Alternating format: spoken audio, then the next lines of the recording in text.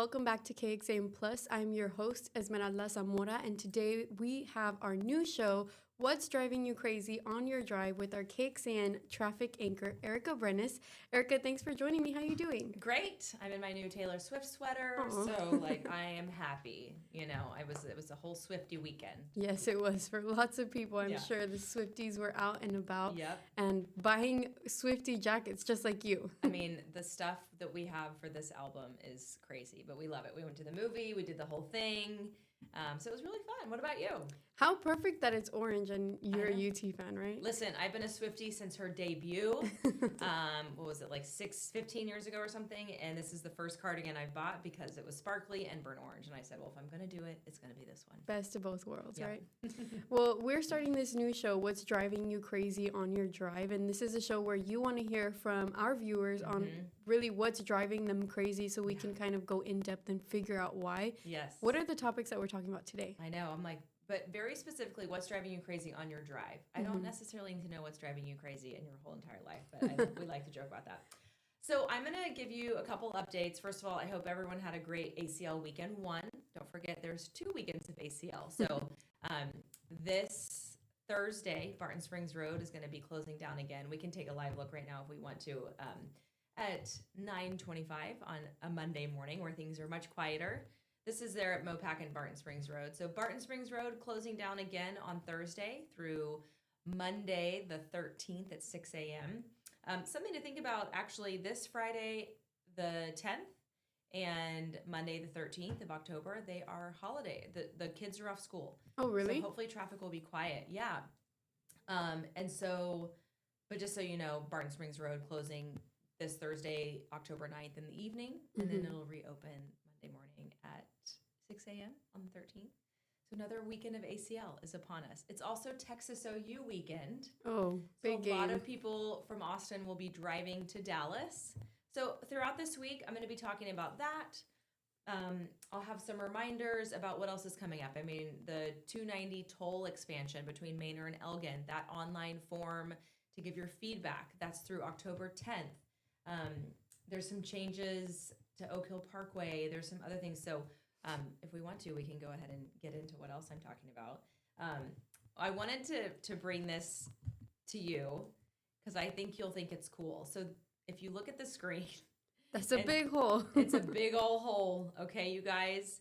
So this did really well on our website and on our social media. And so this is along I-35. TXDOT is building the I-35 Capital Express Central project, which is a total overhaul of I-35, basically through downtown. It's that downtown core from 290 and 35 where it hits up north, and 290 and 35 where it hits down south. And so part of that, as you know, Austin, resides along a waterway. And so part of the project includes drainage and stormwater management. And so TXDOT sent us this drone photo.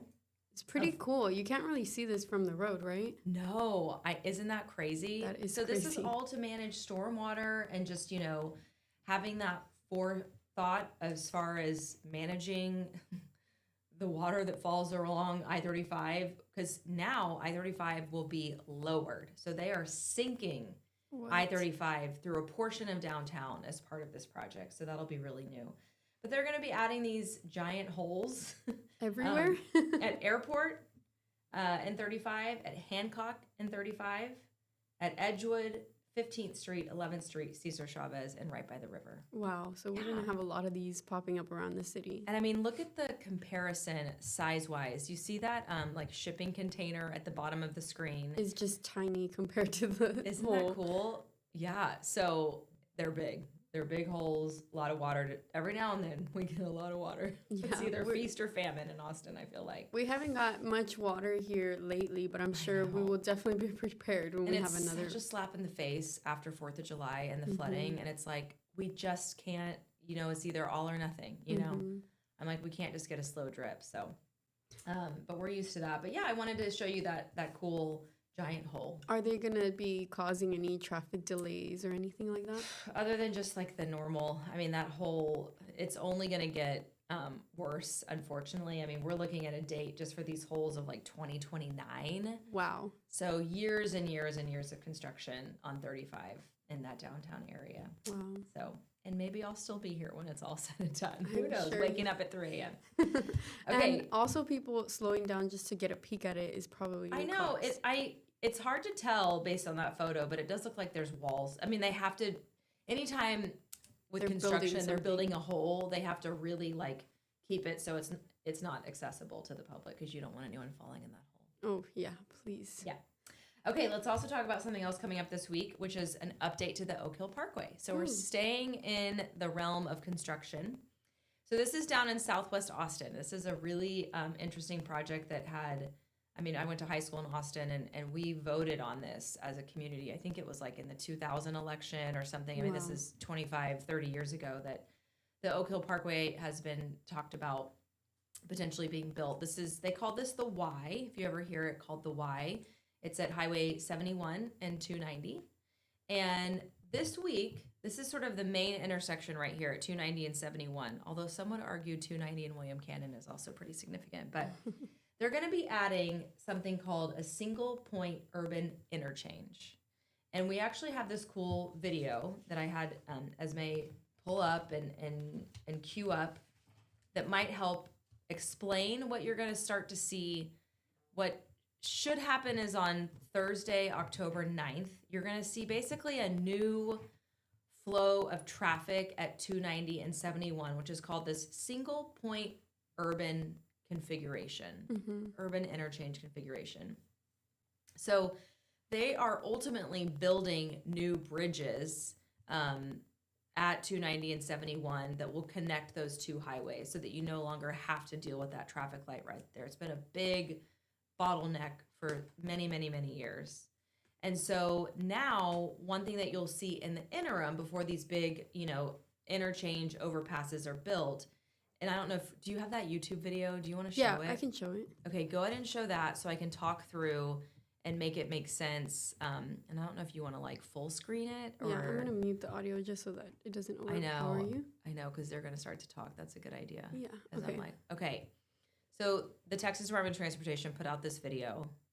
So that is how, okay, you see like Oak Hill Plaza, where's that Goodwill is right there, just for some perspective. So you're gonna see this. This is the flow of westbound 290. You now have a U-turn in both directions, which is gonna kind of be nice, just in case you mess up. You should have a better flow of left turning. So from 71 turning onto 290. All four corners have an easy left turn. And this should theoretically be sort of just like a new phase, right? Then they're going to have those bypasses. So you'll no longer have to stop at a light at all. Wow. So this is really big because, all these four turns are elevated, right? They're not ground level? So eventually they will be. Okay. I think at this point, they're going to stay on the ground.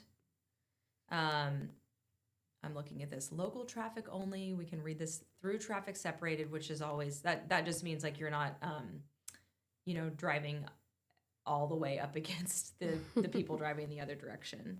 But it always, so you can come back to us. That's on October 9th.